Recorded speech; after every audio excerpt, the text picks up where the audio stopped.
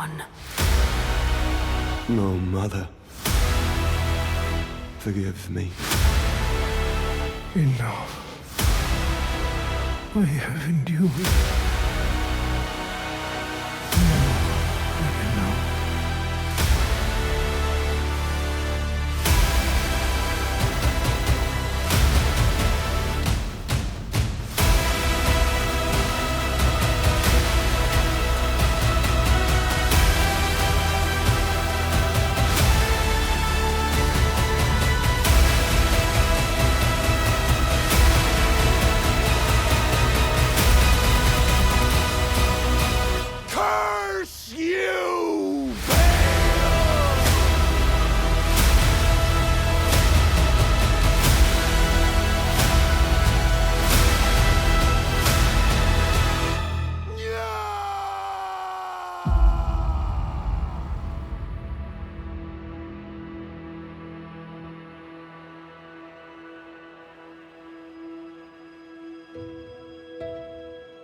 Shadow of the Erdtree is finally here.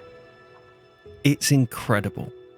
It's almost certainly my favourite FromSoftware release to date.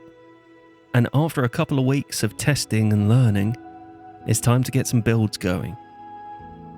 So for my first video on this astonishing DLC, I thought I'd show you what might be my new favourite FromSoft weapon and a cool and very powerful way of using it, as well as focusing a lot more than usual on the boss fights and how to learn them, and of course, parry them. For this run, I started with my character from my Ultimate Faith playthrough, but any character at level 125 will work. Head to Renala and respec for the DLC. These are the stats I went in with and a list of every important item this character had going in.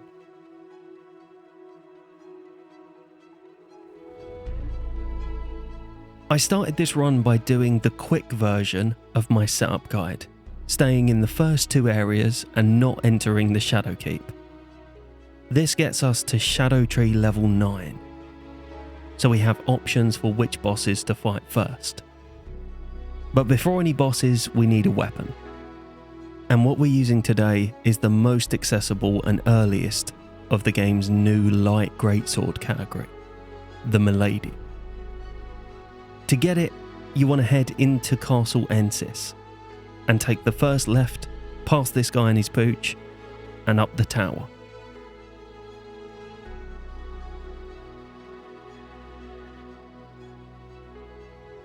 Then head back to the round table to upgrade it to max.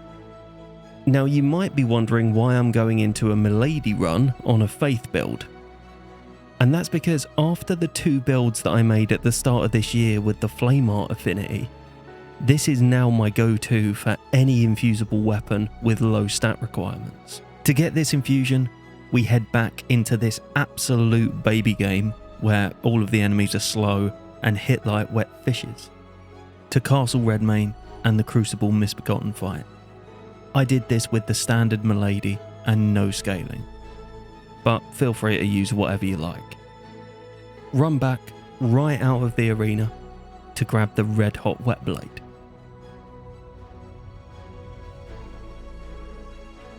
Then to the Revenger's Shack in Liurnia and ride south to kill this scarab for the Sword Dance Ash of War and equip it to your sword along with the Flame Art. Now there are tons of Ashes of War that work brilliantly on the Milady, including some super fancy new DLC ones, but I chose Sword Dance as it's one of the ashes that is buffed by a fancy new DLC set. To get this, we're going to head back to the Realm of Shadow and to the Cerulean Coast. For this first run, I'm going to be deliberately vague about how to get to all of these areas in the video for anyone who's still exploring. But you start off by dropping down the cliffs to the southeast of Castle Ensis.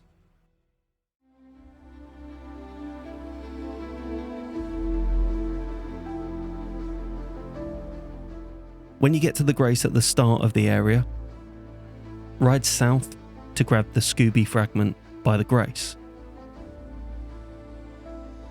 Then back to the first one and ride west until you see this tree on the shore. By dropping down onto the ledge behind it, you find this secret path to the island.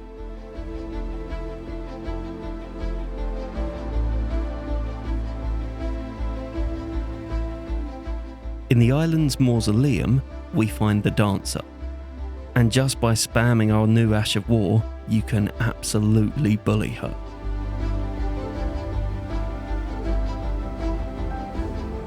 Each part of this armor set buffs the damage of our Ash of War, so time to try out the first part of our build. The hardest part of doing this run was resisting the temptation to fight absolutely every enemy due to how satisfying playing with this sword is. It's so seamless switching between R1s, R2s and the Ash of War. I wish I'd included input capture while recording this run, as so many of my favourite combos with this weapon are a mix of R1s and R2s, but I'll leave you to have fun and experiment with that yourself.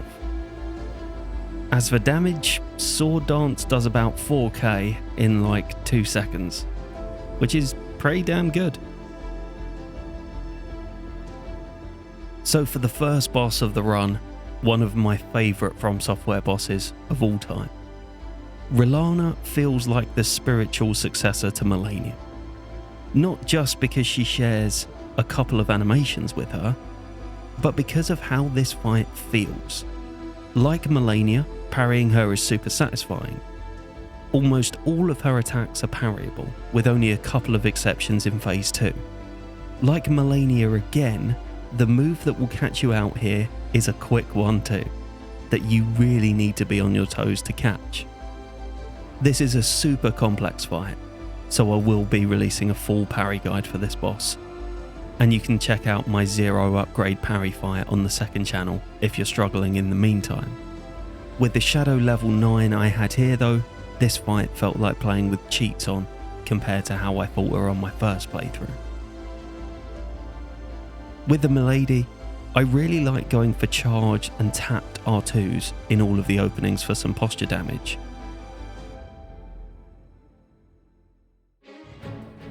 Now for the second area, Shadow Altars. We're going to do a little more setup here, with 2 different routes, both starting from the Morth ruins. For the first, ride northeast towards the lake and past the fragment we picked up in the setup. Coming out of the other side of the cave and heading through the poison area will bring us to the Rao base. Ride west from here to pick up a map fragment that drove me absolutely insane on my first playthrough. Close by, you'll find the Templetown ruins, and when you've figured out how to get in, there's a Shadow Tree fragment and our first Horned Warrior of the run. These guys are furiously difficult, but like Black Knights and Crucible Knights, if you parry them, they get absolutely bullied. Just behind him, you'll find a talisman that I used for every non-parryable boss. The two-handed sword talisman that boosts your damage when you two-hand. With our groovy talisman sorted, back to the Morth ruins. By jumping down the crater here, we can access a slightly hidden area, Bonnie Village. From here I headed northeast up to the back entrance of the Shadow Keep. Now this is important. There is a point of no return here with NPC questlines that you break either by entering the Shadow Keep from the front or continuing past this second bridge from Bonnie Village. I have an NPC questline route planned for this build, which will be fine, but if you don't want to lock yourself out of certain dialogue, don't go past this second bridge just yet. So the back entrance of the Shadow Keep is an absolute godsend. Not only does it allow us to skip the Golden Hippo fight and have access to almost every area of the game without fighting anything, but it also gives us way more options for which bosses to fight first on a run. And that's something that I have quite mixed feelings on with this DLC. In Shadow of the Erdtree, you can basically run around the whole game and grab almost all of the upgrades before fighting anything. I love the flexibility that this gives you in terms of being able to fight pretty much any boss first if you like. However, it doesn't give you any real incentive to fight some of the higher leveled bosses early, like the base game does. The one big exception to this, however, can be found at the castle's back gate. Before heading in, I nip back into open world Nintendogs for a couple of bits. Unlike the base game, there are many bosses in the DLC who are weak to holy.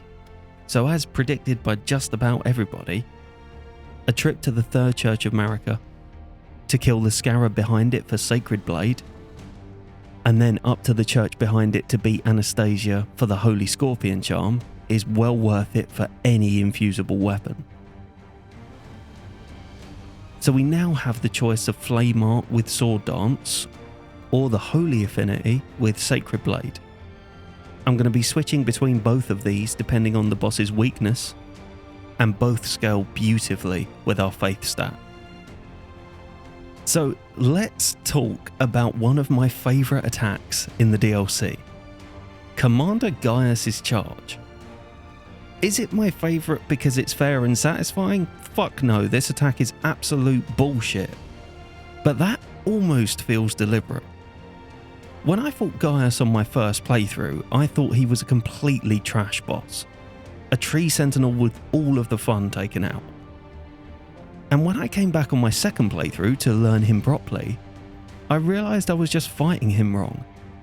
After I spent a bit of time practicing and failing miserably to dodge this charge attack, I decided that the only way I was ever going to avoid it consistently was not having to avoid it at all. You can do this by staying glued to him. And that strategy completely transforms this fight. If you treat Gaius like a tree sentinel and give him space when he needs it, this guy will stun lock you into oblivion and make you feel like it's impossible to even land a hit on him. However, if you treat him like Godfrey and play as aggressively as possible, you soon realise that this is a very, very fair and pretty safe fight. The reason we grabbed Sacred Blade is he's weak to holy damage, and this build absolutely destroys him.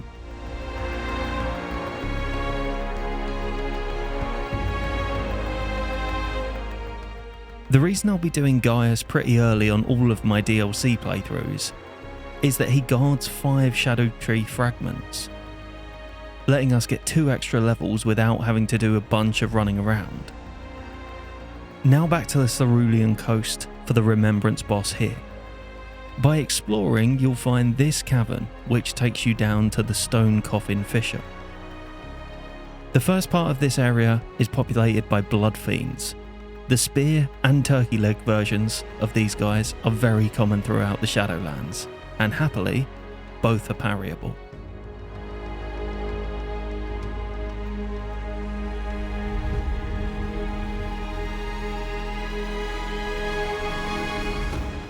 For the next section, this was my first run where I tried to be a little intelligent in getting through here, rather than running in a straight line and chugging my flask like a boozy Rickon Stark. Assassin's Gambit seems to work pretty well for getting close enough to these stone things without taking too much damage.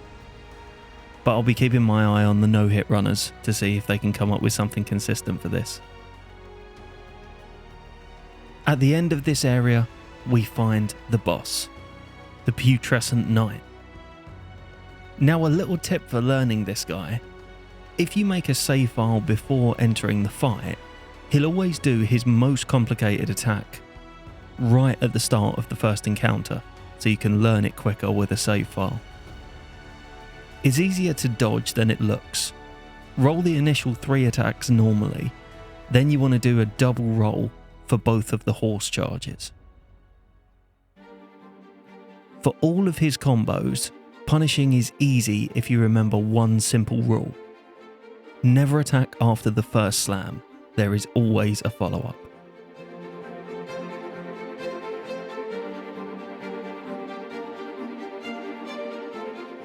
For the phase transition attack, I watched the floor right beneath the boss.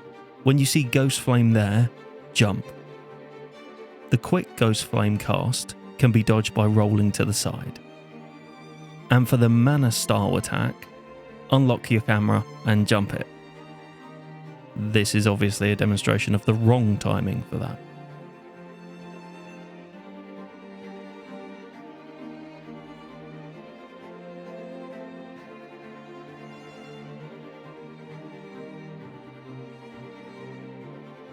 Now it's time for a little quest lining. There's a fight later in the run that you can make far more enjoyable by doing a couple of NPC quest lines. So speak to St. Trina, then head back to the Pillar Path Crossgrace and speak to Theolia. He'll then show up right by St. Trina. Speak to Trina 3 more times and Theolia will get very cross with you. Then you fight him in the Knight's Arena. Speak to Trina 1 more time and pass on her words. Now back to the High Road Crossgrace and speak to Leda and Hornsent there. Then head into the Shadow Keep. And the Golden Hippo I think is going to be the Red Wolf of Radagon for me in this DLC. In that I don't think he's hard, so I haven't bothered learning him properly, and because I haven't bothered learning him properly, he kicks the living shit out of me every time I see him.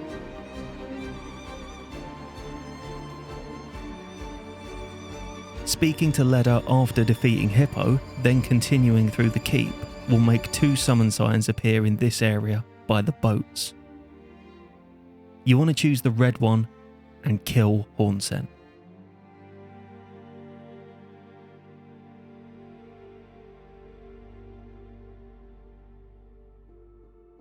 Very close to the site of this invasion, you'll find a secret area.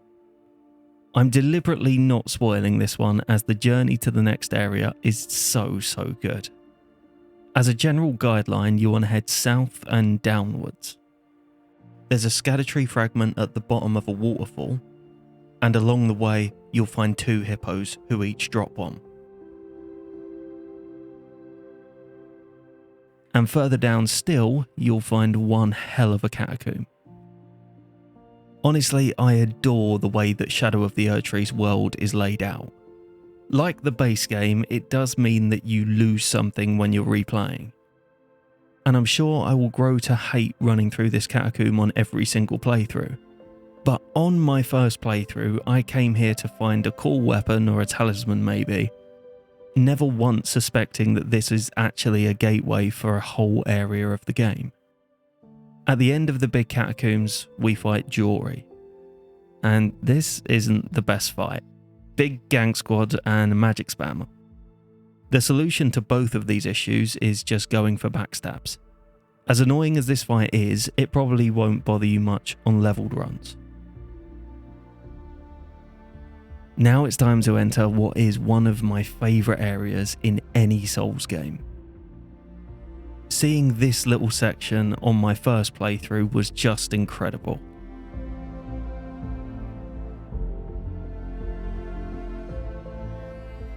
The first enemy that you'll likely encounter is this maddening hand enemy, who we can bully with our flame art sword dance.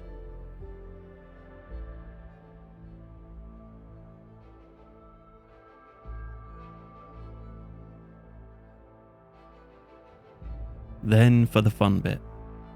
So the DLC equivalent to a Bloodborne Winter Lantern.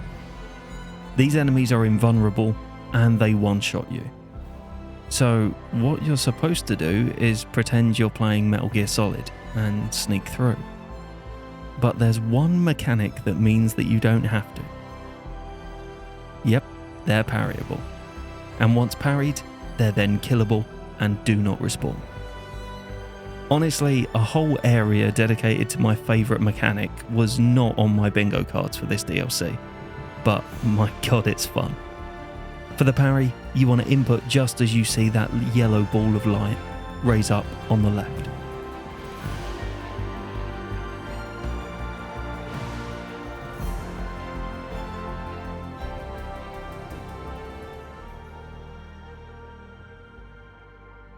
And in this area, we find Midra's Rest, a small but beautifully designed legacy dungeon. There are a couple more horned warriors here to hone your parry timings on, and a bunch of puzzles that I will not spoil. I can't tell you how excited I was at this point on my first playthrough. Ever since the trailer, I've been looking forward to fighting this crazy looking guy, and boy did it not disappoint.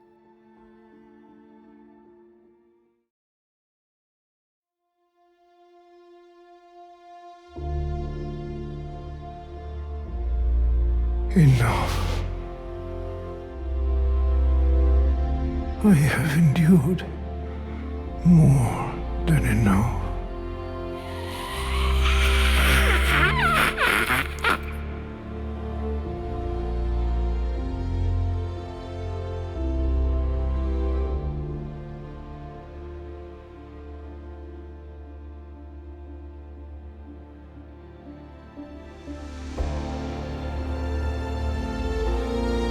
I genuinely think Midra is one of the best FromSoftware fights of all time, and certainly a frontrunner for my DLC favourite. I adore the way that they used the same animation as the Frenzy Flame ending here. Midra is very parryable, and there will be a detailed guide coming soon on him. Almost all of the sword attacks are parryable, and the rest is pretty easy to avoid if you know what you're looking for.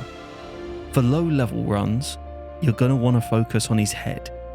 All of the very fast attacks that are most dangerous at low level start with the head lowering slightly. When you see this, you want to roll to the right to avoid a frenzied flame attack. The parry timings here are very intuitive, much more a Radagon or a Dark Souls 1 boss, rather than a Margit or a Morgott. And the attack that I didn't quite get in this fight is the rather difficult helicopter attack, which can be dodged rather simply by just crouching under him. You can do this for both parts of the attack, and it's consistent if you are right in front of him.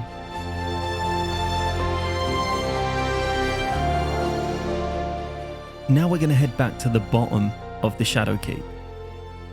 Again, I don't want to spoil puzzle solutions for people still exploring, but there's another secret area discoverable here. You'll know you found it when getting this fragment isn't quite as terrifying anymore.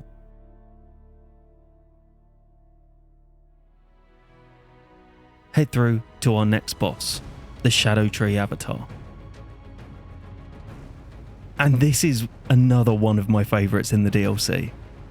Because despite everything about this fight initially setting off the bullshit alarms, it's one of the fairest and most methodical fights in the run.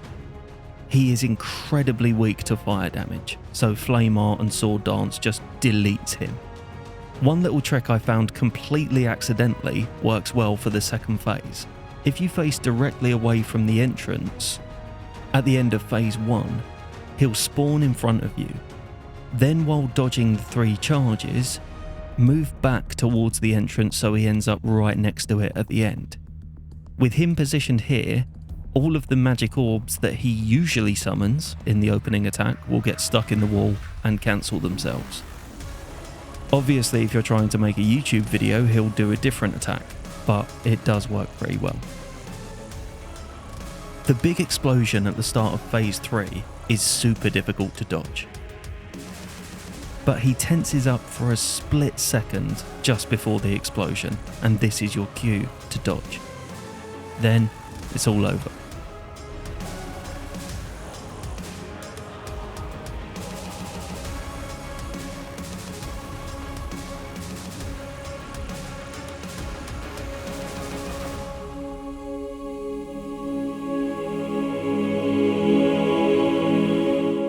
Now we head into the front of the Shadow Keep, light the Specimen Storehouse Grace, and head through this chamber to find the room and speak to Arnsbark. Fuck, I forgot about Arnsbark.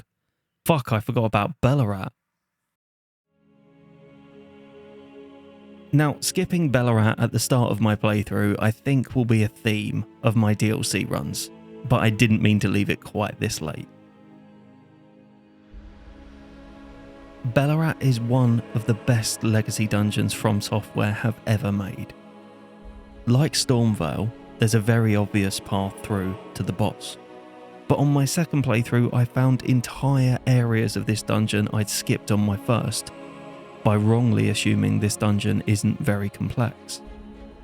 Along the main path, there's a couple more horned warriors for more parry shenanigans. If you haven't found it, there is a Erdtree fragment and a cross of Mikola tucked away in a hidden room.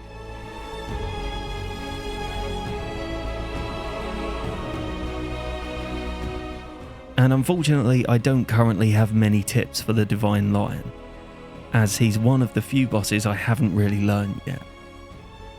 I suspect unlocking the camera here will be what I land on eventually, as the camera is definitely the toughest enemy in this fight. From the fights I've done so far, I tend to only be at all aggressive during the wind phase, as it feels really hard to punish both the lightning and the frost ones. More to come on this one. At higher level and with his weakness to fire though, you don't need to worry about it on this run. Now back to the Shadowkeep and to Arnspark. Speak to him in the room near the Grace. Then once you make it to the 4th floor Grace, run past this guy and drop down these stairs and into the room to grab this item. Drop back down to Arnspark and hand it over. Then he'll be waiting for us in the final area.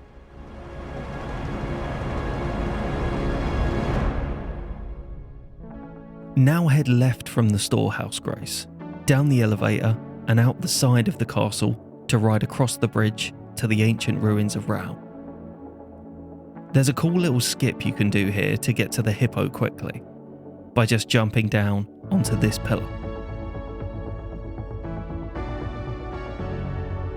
There's a full run through of this area in my setup video in case you get lost. But I rode through the next ruin to grab another shadow fragment from the pot guy, then to the second by the Grace. Now, something I didn't think of doing in my setup video is unlocking the broken spirit spring to the right just after the furnace golem and jumping up into the area right in front of Romina.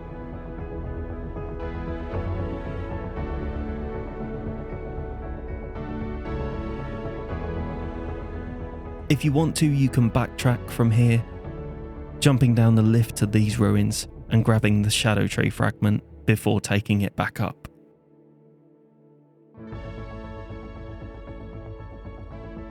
And now Romina. I'd say this is definitely one of the easiest fights in the DLC. She is parryable, but you have to think about it like a tree sentinel. The positioning is super important and super similar. The dive attack, helpfully, has an inbuilt dodge cue, just dodge when you see the point flash. The grab attack is devastating, but if you watch her instead of the scorpion, and dodge the downward slash as if it was an attack, you'll dodge the grab every time. One of the attacks that will catch you out is this spin. You want to double roll to the right, dodge both the swipes, and end up in prime parry positioning. Everything else in this fight is very well telegraphed. Just remember to run right to avoid the butterflies after the flying triple attack.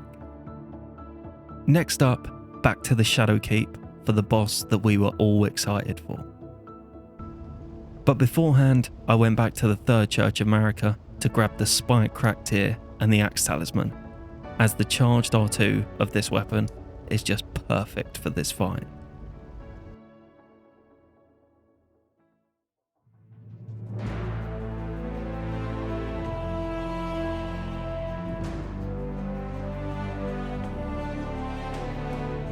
Mongrel intruder. That tarnished, it seemed. The only disappointment on the Messmer fight is how parries work for him. As I speak, you're seeing a non-exhaustive selection of parries that do work in this fight. There seems to be zero rhyme or reason to why these ones work and others don't. I've spent more time parrying Messmer in the last couple of weeks than any other boss in the game, and I would absolutely not recommend parrying him. There's a couple of attacks in his moveset that for ages I thought were not parryable. However, with incredibly specific positioning, they are. Although I don't think it's the case, it wouldn't surprise me if every attack in this fight is parryable with the right positioning. But that positioning is so inconsistent, and on a boss that moves around this much, it's just not worth it even if that were the case. It's a bit of a shame because Carian Retaliation works for almost all of his flame magic, so this could have been an incredible parry fight. There's not really many quick tips for this boss. Like Godfrey, it's just one you have to learn. His waterfowl style flying attack can be avoided by dodging or crouching the first part, then sprinting towards him and rolling the stabby attacks. This is such a good boss. It's the perfect mix for me between a super interesting and complex moveset and those epic visuals in Phase 2. And this is yet another fight where the versatility of the Milady really shines through, with charge attacks being great for all the big openings and those tap R2s being able to punish the smaller ones.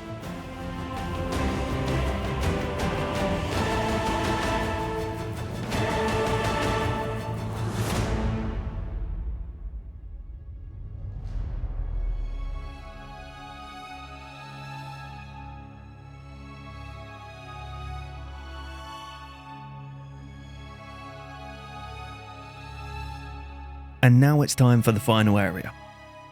Enemy-wise, the highlights of Enir Ilum are a few super high-level warriors. These are the strongest ones in the game, and there's plenty of parrying fun to be had here. And speaking of fun, we all know that completely stops whenever you arrive at a big empty room close to the end of the game and some twat starts off on a monologue. Yep, they've done it to us again. God, this fight is horrendous. On my first playthrough, I actually had Hornsent, Moor, Dryleaf and Leder. And only the Reduvia man to help me. It was hellish. But happily, I'll never have to go through that again because of the quest lines that we've done in this run. From completing their quest lines, both Thiolier and Arnsbark are here to help us.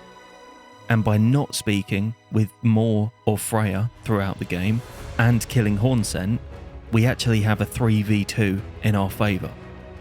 So spam Sword Dance on Dryleaf and assemble the gank squad for Leder. As much as I hate this fight, the dialogue and the music is one of the best things in any FromSoft game. As we're going to be doing lots of parrying in the final fight, I headed back to the Scorch Ruins right at the start of the DLC to grab my favourite new talisman, the Blade of Mercy.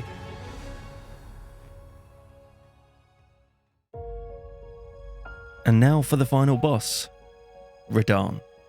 And happily this boss is growing on me the more I fight him. I had this fight spoiled for me about a week before the DLC release, and I suspect that a lot of the disappointment I felt in fighting him for the first time was down to that. Mechanically, this is a really good fight, and one that feels almost like it was specifically made for me, as parrying him is a far better and less annoying strat than dodging. Surprisingly, all the parryable attacks are quite easy. The hardest attack is definitely this quick slash, but it's really not that bad. It wouldn't have made my hardest parries in Elden Ring list, for those who've asked. With the Milady, if you parry R1 then parry again, you'll catch this attack every time. He does seem to be a bit Margit-y in that parryable attacks seem to be followed by other parryable attacks most of the time. But it's not a rule for this fight. His first phase is weak to Holy, which is why you're watching a few takes of it, as one riposte and you're done. From a parrying perspective, phase 2 is absolutely no different. It's just a lot more punishing if you miss. By the way, it is possible to parry the big flying attacks in phase 2, although it's going to require a lot more testing and practice. I did it by accident once, and then it took me 20 minutes of parrying it on loop with invincibility on to recreate it. At the moment, I can't really see this being viable, even if you could work out a parry Q for it, because you can get zapped by Mikola even if you get the parry. The Assassin's Cerulean Dagger is a really nice choice for Phase 2, as it will keep your health topped up as long as you get the parries. While Radahn is far from being my favourite final DLC boss from FromSoftware, it's certainly a really fun parry fight.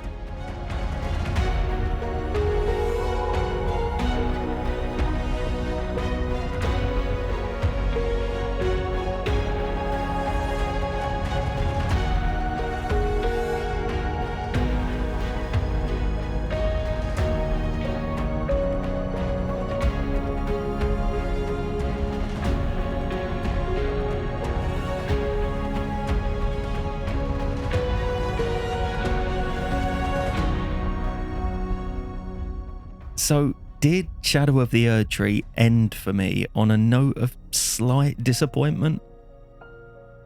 Nope. Because on my first playthrough of this DLC, I kept one area until last.